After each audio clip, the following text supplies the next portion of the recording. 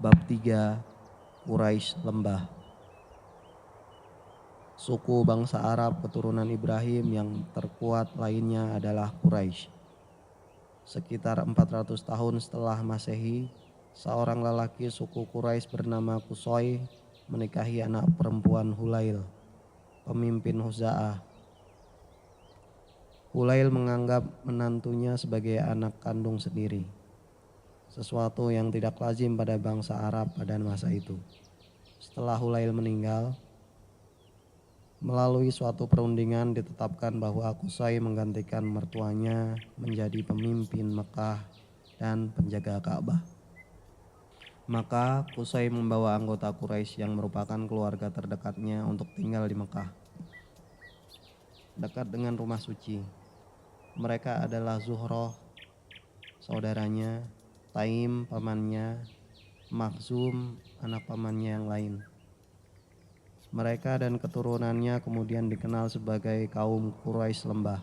Sementara sanak Qusay yang lebih jauh tinggal di lembah-lembah yang mengelilingi Mekah dan daerah luar kota dan dikenal sebagai Quraisy Pinggiran. Qusay memerintah mereka semua bak seorang raja dengan kekuasaan yang tak tertandingi. Mereka membayarnya setiap tahun dengan domba, sehingga dia dapat menyediakan makanan untuk jamaah haji yang tak mampu. Selama ini, para penjaga Ka'bah tinggal di tenda-tenda di sekitar Ka'bah. Sekarang, Qusay menyuruh mereka membangun rumah. Setelah membangun sebuah kediaman yang luas untuknya yang dikenal sebagai rumah majelis. Semuanya berlangsung dengan harmonis, namun benih-benih permusuhan mulai tumbuh. Suatu karakter khas keturunan Qusay adalah bahwa pada setiap generasi harus ada seorang pemimpin bagi semua. Dari 4 putra Qusay, orang yang demikian adalah Abdul Manaf, yang sudah dihormati pada saat ayahnya masih hidup. Tetapi Qusay lebih memilih putra pertamanya, Abduddar, meskipun ia yang paling kurang cakap dibandingkan yang lain. Menjelang meninggalnya, Qusay berpesan kepadanya, "Anakku, aku akan menetapkan siapa yang bakal menjadi pemimpin yang harus ditaati oleh semua orang. Tidak ada yang dapat memasuki Ka'bah kecuali engkau yang membukakannya. Selain tanganmu, tak ada yang boleh menandai peperangan bagi kaum Quraisy. Tak ada yang boleh meminum air di Mekah dalam perjalanan hajinya kecuali engkau yang memberinya. Tak ada yang boleh makan kecuali engkau yang memberinya. Tak ada yang boleh mengubah segala urusan Quraisy kecuali di dalam rumahmu." Qusay mewariskan seluruh hak dan kekuasaannya kepada putra kesayangannya tersebut, termasuk kepemilikan rumah majelis. Abdul Manaf mematuhi keinginan ayahnya tanpa protes, tetapi pada generasi berikutnya, separuh kaum Quraisy berdiri di belakang putra Abdul Manaf, Hashim, lelaki yang paling terkemuka saat itu, dan menuntut agar pemerintahan dialihkan dari klan Abduddar ke klannya. Mereka yang mendukung Hashim dan saudara-saudaranya itu adalah keturunan Zuhroh dan Taim, serta seluruh anak cucu Qusay, selain dari anak pertama. Keturunan Makhzum dan para sepupu yang lebih jauh menerima pemerintahan Bani Abduddar. Kaum wanita dari Bani Abdul Manaf kemudian membawa secawan minyak wangi dan meletakkan di sebelah Ka'bah. Hashim dan saudara-saudaranya serta seluruh pengikutnya mencelupkan tangan mereka ke dalam cawan itu dan mengangkat sumpah bersama untuk tidak saling mengganggu satu sama lain. Masing-masing menggosokkan tangan yang harum di atas batu Ka'bah sebagai tanda tercapainya kesepakatan. Kelompok ini karenanya dikenal sebagai kelompok harum, Al-Mutayyibun. Para pengikut Abduddar juga mengangkat sumpah membentuk suatu kelompok yang kemudian dikenal dengan kelompok sekutu, Al-Ahlaf. Peperangan benar-benar dilarang tidak hanya di Ka'bah, tetapi juga di kawasan Mekah dengan diameter beberapa mil. Kedua pihak harus menegakkan perjanjian demi menghindari pertumpahan darah. Disepakati bahwa keturunan Abdul Manaf berhak menetapkan pajak dan menyediakan makanan dan minuman bagi para jamaah haji. Keturunan Abduddar berhak memegang kunci Ka'bah dan hak-hak mereka yang lain. Dan tempat tinggal mereka harus diteruskan fungsinya sebagai rumah majelis. Saudara-saudara Hashim setuju bahwa dia yang bertanggung jawab atas kebutuhan para jamaah haji. Saat musim haji segera tiba, Hashim mengumumkan di rumah majelis, "Wahai kaum Quraisy, kamu sekalian adalah tetangga Tuhan, penjaga rumahnya dan tanah suci.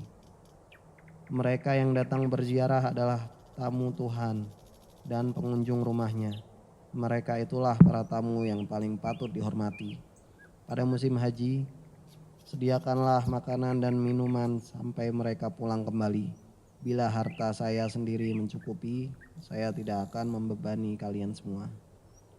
Hashim sangat dihormati, baik di dalam maupun di luar negeri. Dialah yang membangun 2 rute perjalanan kafilah besar dari Mekah. Kafilah pada musim dingin ke Yaman dan kafilah pada musim panas ke barat Laut Arab. Dan di antara 2 musim itu ke Palestina dan Suriah, yang pada masa pemerintahan Bizantium merupakan bagian dari kerajaan Romawi.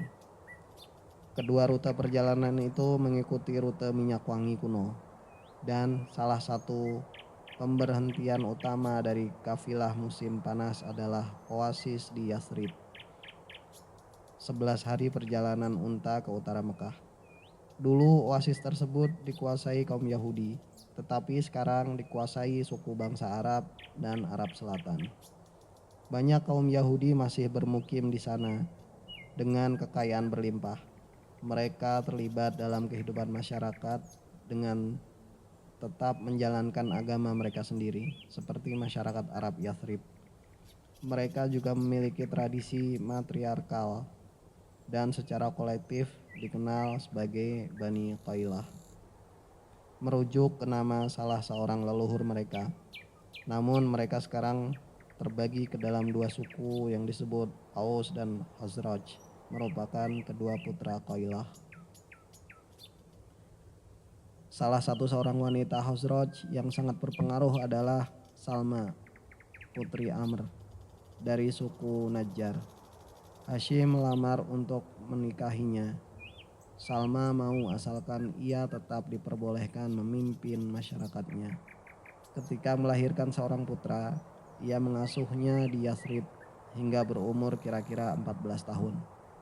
Hashim tidak melarangnya agar si anak tahan terhadap berbagai penyakit padang pasir yang lebih berbahaya bagi pendatang baru ketimbang bagi penduduk asli. Sebab penduduk daerah tropis lebih kuat dibandingkan dengan penduduk Mekah. Selain itu, ia sering pergi bolak-balik ke Suriah sehingga dapat bertemu dan tinggal bersama Salma dan putranya dalam perjalanan pulang dan pergi. Tetapi Hashim tidak hidup lama. Pada suatu perjalanan ia jatuh sakit di Gaza, Palestina, dan di sana ia meninggal dunia. Hashim memiliki 2 saudara kandung, Abdus Syams dan Muthalib, dan saudara tiri Naufal. Abdus Syams sangat sibuk dengan kegiatan perdagangan di Yaman dan belakangan juga di Suriah, sementara Naufal sibuk dengan perdagangannya di Irak, sehingga keduanya jarang berada di Mekah untuk waktu yang lama. Atas dasar itu, dan mungkin berdasarkan alasan-alasan lain juga, Muthalib, saudara Hashim yang lebih muda, ditunjuk untuk mengatur persediaan air bagi para jemaah haji dan memungut pajak untuk memberi makan mereka. Dan kini ia merasa bahwa menjadi tugasnya memikirkan siapa kelak yang akan menjadi penggantinya. Hashim memiliki 3 orang putra dari beberapa istrinya selain Salma. Tapi konon tak seorang pun dari anak-anak ini, yang berarti tak seorang pun dari anaknya sendiri yang dapat dibandingkan dengan anak Salma. Meskipun masih muda, Syaibah, demikian nama putra Salma tersebut, menunjukkan bakat kepemimpinannya.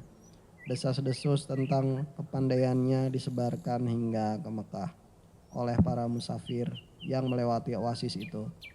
Akhirnya, Muthalib pergi untuk melihatnya sendiri. Setelah mengamati pemuda itu, Muthalib memohon kepada Salma agar mempercayakan pengasuhan kemenakannya itu kepadanya. Salma tidak ingin melepas putranya, dan pemuda itu pun menolak untuk meninggalkan ibunya. Tetapi Muthalib tidak berkecil hati. Ia meyakinkan mereka berdua bahwa berbagai kelebihan yang ditawarkan Yasrib tak ada artinya dibandingkan Mekah. Sebagai penjaga rumah suci, pusat agung kegiatan haji dari seluruh jazirah Arab, Quraisy menduduki derajat tertinggi dibandingkan suku-suku lain di seluruh Arab. Dan suatu hari nanti Syaibah memiliki kemungkinan yang sangat besar menduduki jabatan almarhum ayahnya sebagai pemimpin Quraisy. Namun untuk itu pertama-tama ia harus bergaul dan bergabung dengan kaum yang akan dipimpinnya. Tidak ada orang asing dari luar yang punya peluang mendapatkan kehormatan itu.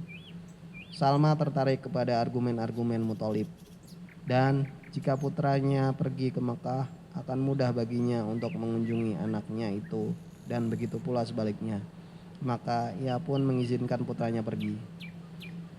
Muthalib membawa kemenakannya di atas punggung untanya. Ketika memasuki kota Mekah, ia mendengar orang-orang yang ditemuinya di jalan menyapa pemuda asing yang dibawanya itu dengan Abdul Muthalib, yang berarti budak Muthalib. Bersukarialah kalian, jawab Muthalib. Ia tak lain adalah putra saudaraku Hashim. Mendengar jawaban itu, orang-orang menyambutnya dengan gembira, sehingga berita itu tersebar di seantero kota, menjadi bahan pembicaraan dari mulut ke mulut. Sejak hari itu, pemuda itu terkenal dengan nama Abdul Muthalib. Tak lama setelah kedatangannya, Abdul Muthalib terlibat perselisihan tentang tanah pertanian milik ayahnya dengan pamannya, Naufal. Tetapi dengan bantuan paman asuhnya dan pengaruh yang ia bawa dari Yasrib, Abdul Muthalib berhasil mendapatkan hak-haknya. Anak muda itu juga tidak mengecewakan harapan-harapan yang sudah melekat pada bakatnya sejak awal. Setelah beberapa tahun, ketika Muthalib telah meninggal dunia, tak seorang pun menyoal kualifikasi keponakannya itu untuk memegang tanggung jawab menyediakan makan dan minum bagi jamaah haji. Bahkan disebut-sebut bahwa Abdul Muthalib berhasil mengungguli ayah maupun pamannya dalam menunaikan tugas ini.